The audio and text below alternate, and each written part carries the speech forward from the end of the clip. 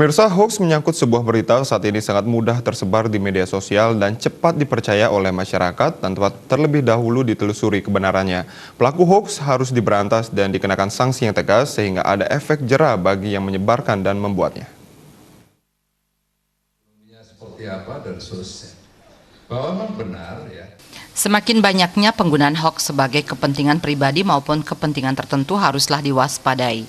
Seperti yang melibatkan salah satu tim sukses kandidat presiden. Hal ini tentunya perlu diantisipasi melalui kebijakan yang mengatur maupun memberikan sanksi kepada yang melanggarnya.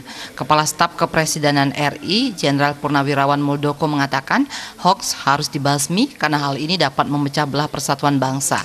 Adanya gerakan bersama melawan hoaks dan masyarakat jangan mau diadu domba. Hal senada diungkapkan Ketua Kesatuan Pelaut Indonesia KPI Bali, Deo Susilo.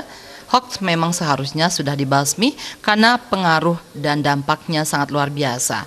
Satu hoaks dapat menimbulkan dampak yang luar biasa bagi kelangsungan sebuah negara.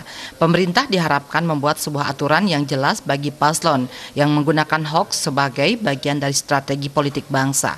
Selain itu, hoaks dalam sistem demokrasi tidak bersifat mendidik bangsa dan sangat merugikan perkembangan bagi generasi mendatang. Ya itu hoaks ya.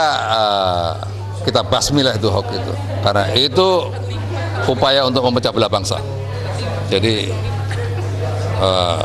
perlu gerakan bersama untuk melawan hoax itu. Ya.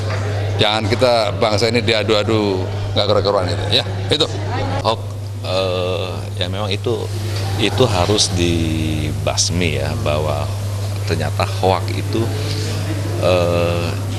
pengaruhnya atau dampaknya sangat-sangat luar biasa jika tidak diatasi secara dini, karena suatu hak ketika itu dipercaya oleh masyarakat, yang khususnya masyarakat yang tidak teliti, itu akan sangat menimbulkan dampak yang luar biasa bagi keberlangsungan sebuah negara. Bagi masyarakat maupun pengguna media sosial diharapkan lebih bijak menggunakan media sosial dan tidak dibiasakan menyebarluaskan sebuah informasi yang belum tentu kebenarannya.